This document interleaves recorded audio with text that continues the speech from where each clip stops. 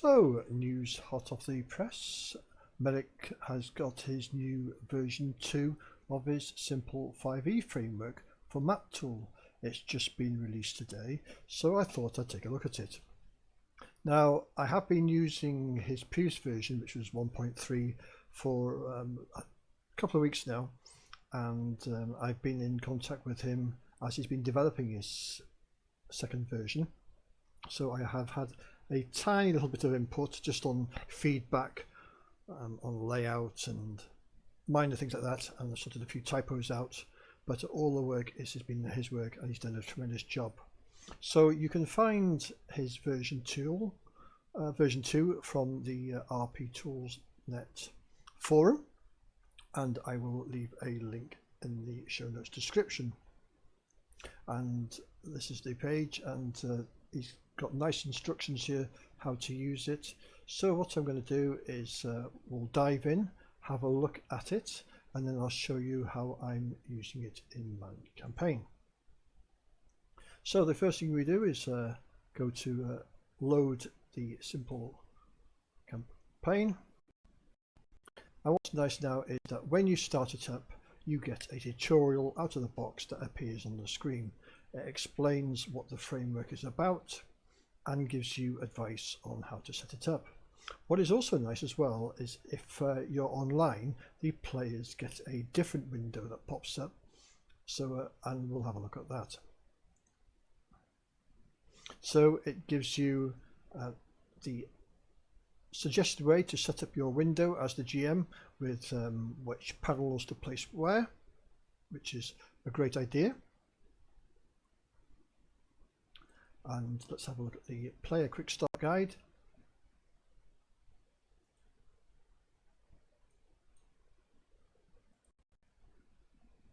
Oh, I'll go through the rest of it first. And there we are, there's the player's guide underneath there. So let's just move that out of the way.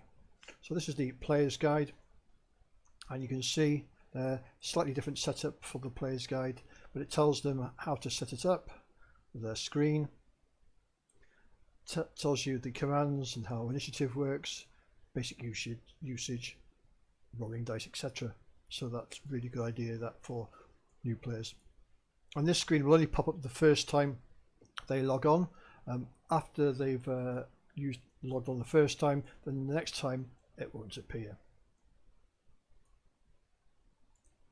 Then we've got information on how to create tokens on the maps, how to build encounters on the maps, leads you all through that, how to use the drop-in monsters, which is from Bob Eiffel's drop-in D&D 5e monster tokens, and that is a cracking tutorial. That's recently been updated now, so that's fully working.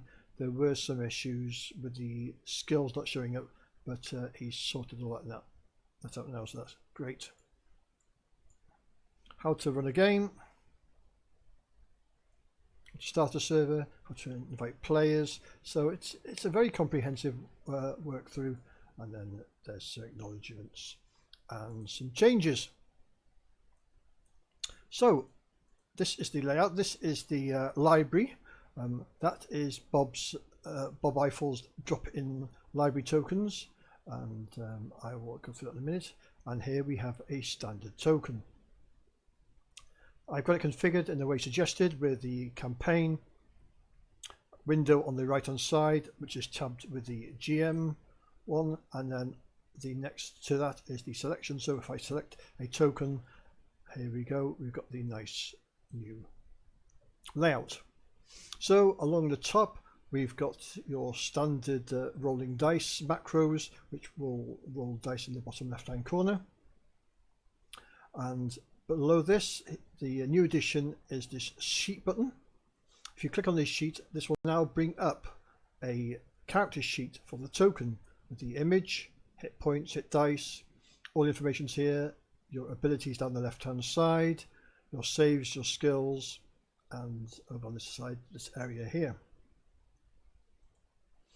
So what I'll do is let me show you how you create a new character. And what it suggested is that you copy this token and you put it on a new map. So we'll copy that token, go to a new map, paste the token on, Control V. Okay, so there we have the token. So what we do is we can do this either in the campaign window or we can do it in the GM window, and we're going to use configure. So we're going to configure the token. And here's the first box. So we can give it a name. We assigned it a gender, so that is either male, female, ungendered, alien, non-binary, or other custom pronouns. And all through the macros, it will pick these up. So for now, I'm going to leave this ungendered. We'll call this Meleks, since it's his tokens. Character race, we'll call that human. Character class, we'll have a wizard.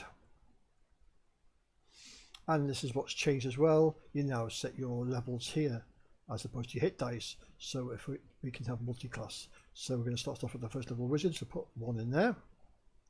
He's also given an option for an advanced tab. So if we're using a monster token and we want to set hit dice directly, we can do that instead, and that will override this front sheet. But we're going to continue with a wizard. And this is where you set in your adjusted attributes. So I'll go down there and I'll fill in a few attributes.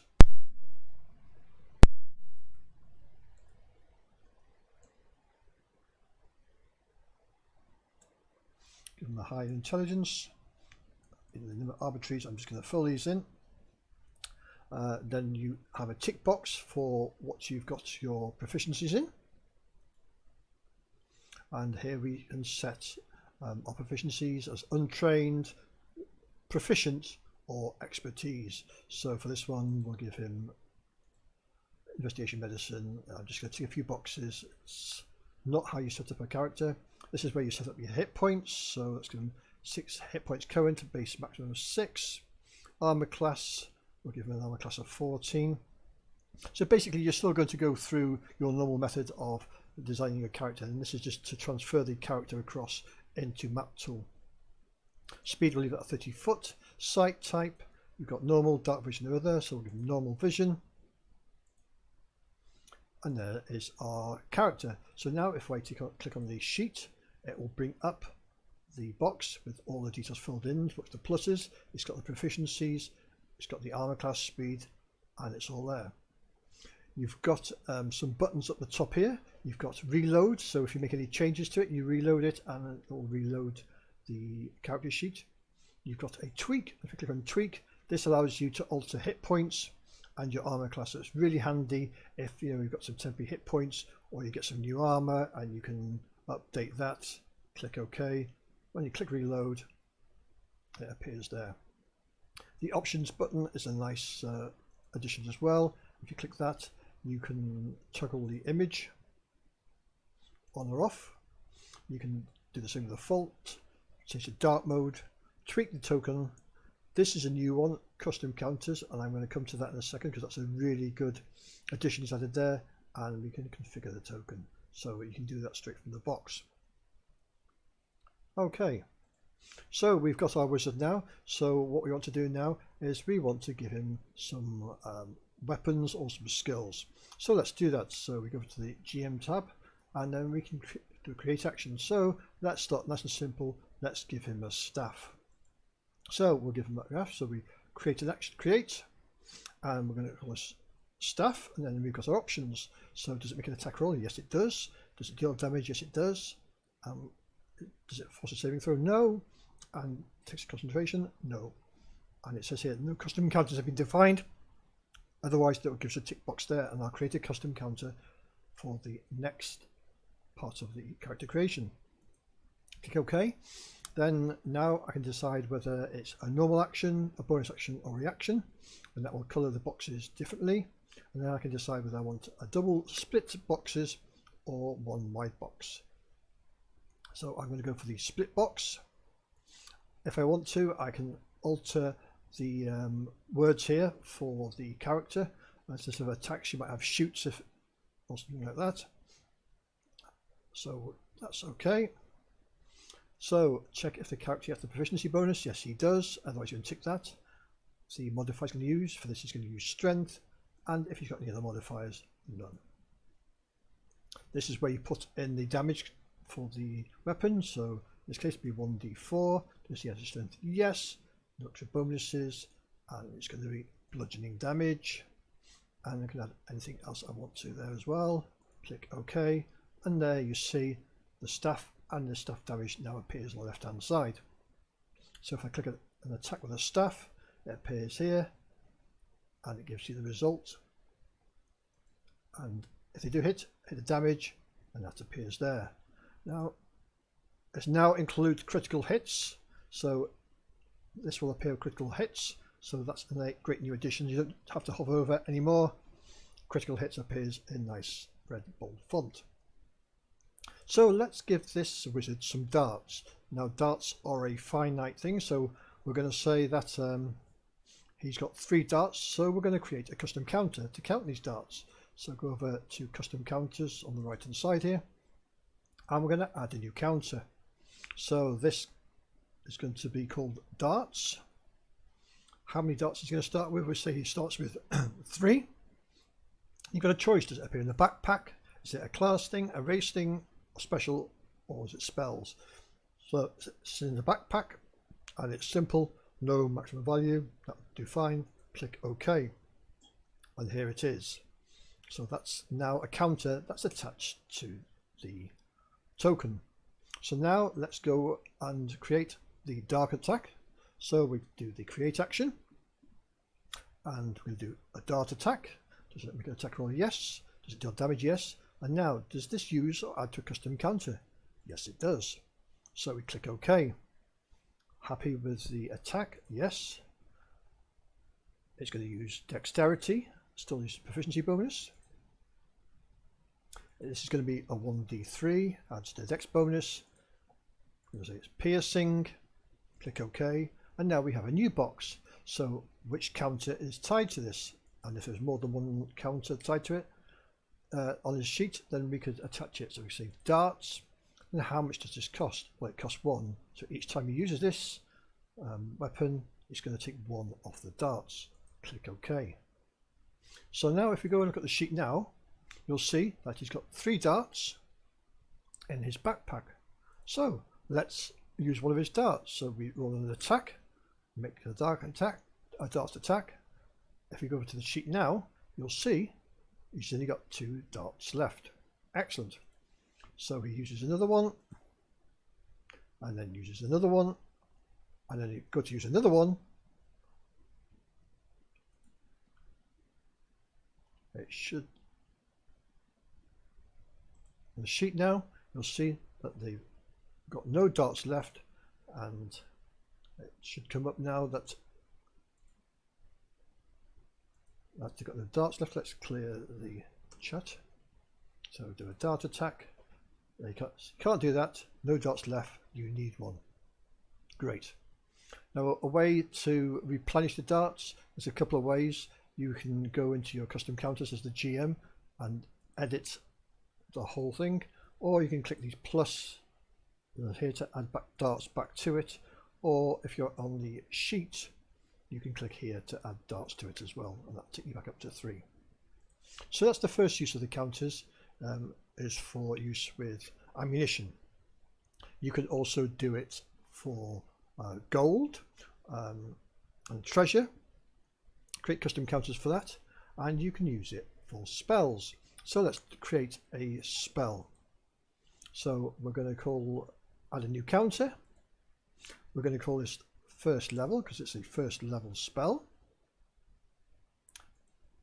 We'll say that he gets 3 spells at first level. Category, we're going to add it to spells, and then now we're going to pick, you can choose resets on a long rest or resets on a short and long rest. So we'll say resets on a long and short rest. So now we've got these spells, first level spells counter.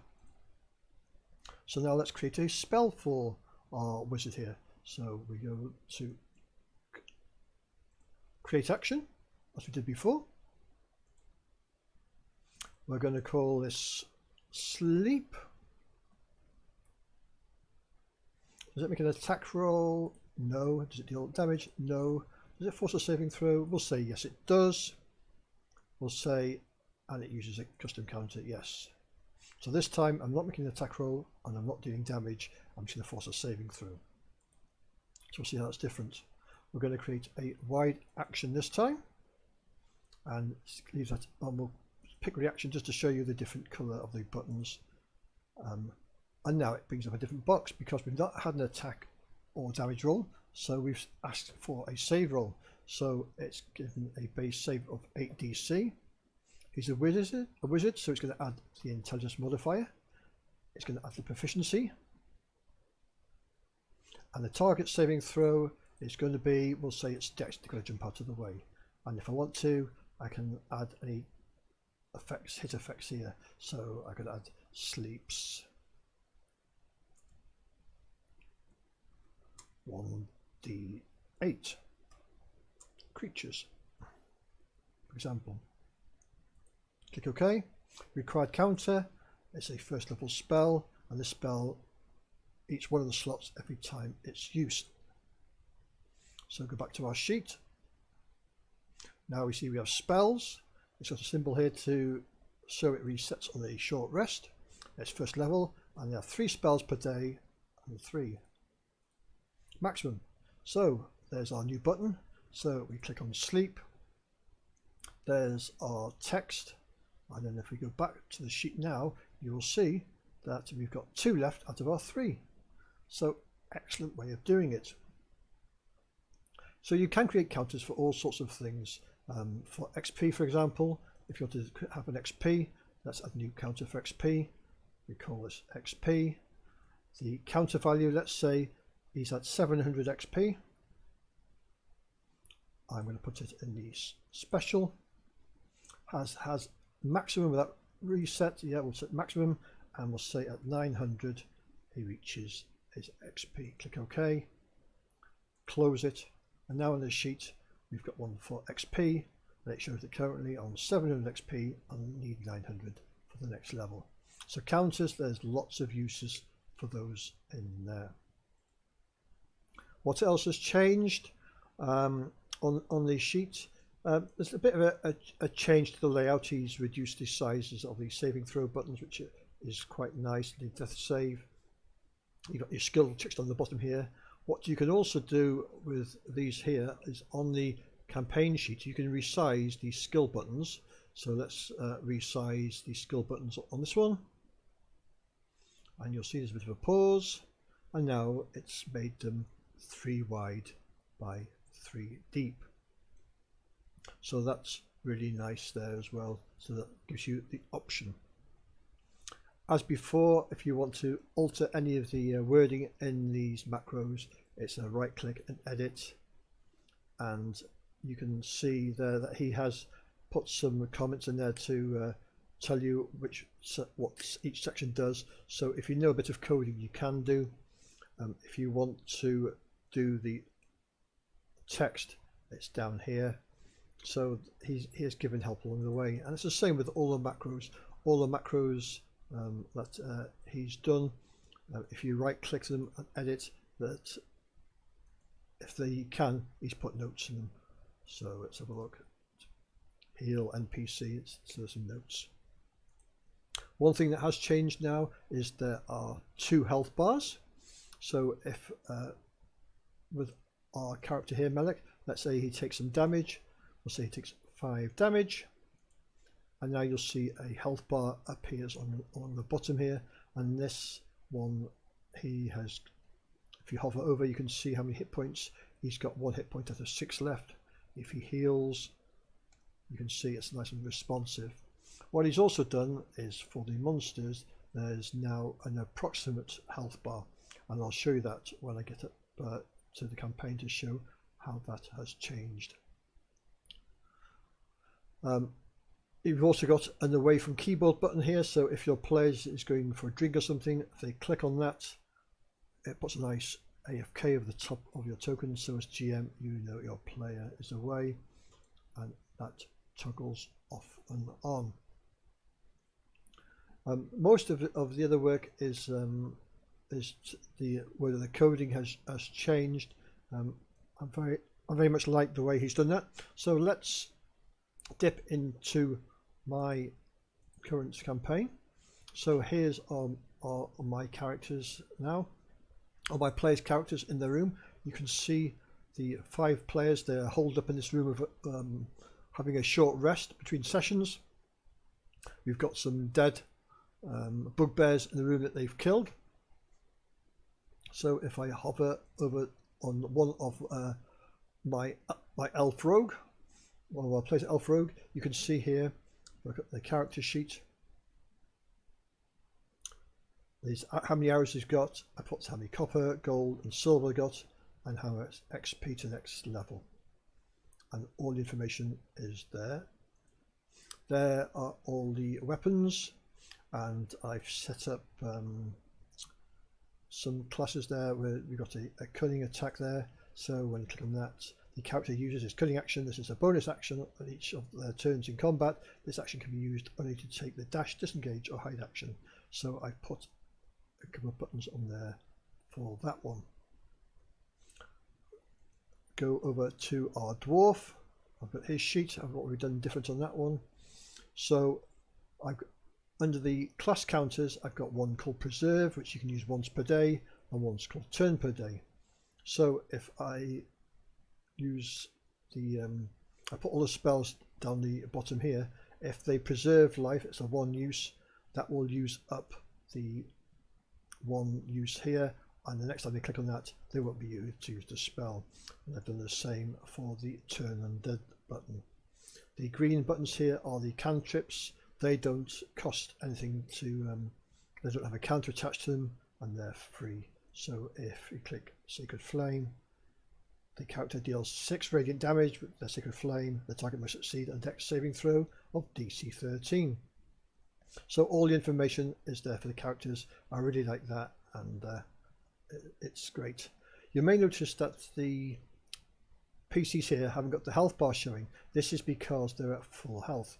When they're at full health, the health bar disappears, but the wizard to the right has lost 2 hit points, so the health bar is showing above. So let's have a look at our wizard sheet, and you can see now this is one with spells. First level, they've got 3 spells left of 3, whereas the dwarf to the left of him has already used 1 spell. Spells, he's used 1 of his 3 per day. So that's nice. So there's my characters. Let's have a look at one of the creatures. So this is Bob's files. So Bob Eiffel's drop-in monster tokens, and I do love this because it's got all the SRD monsters in it, and I can just drop them in. And in fact, shall we drop another one in to see how we do this? So we go to Bob's monster tokens.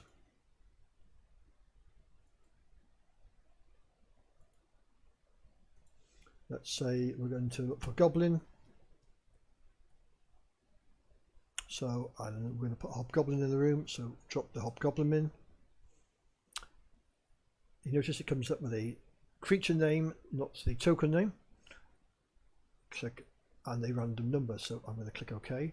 The way this is handled, if you go into your preferences, new token naming, you got a choice of new, use the creature or the file name. So I've got creature, and if it's a duplicate token, you can add a random number. So if I copy that token and do Control V, you'll see now creature 163. So this is really unnerving for the players. They don't know how many creatures they're going to face. So here's the token, and all the actions are on here.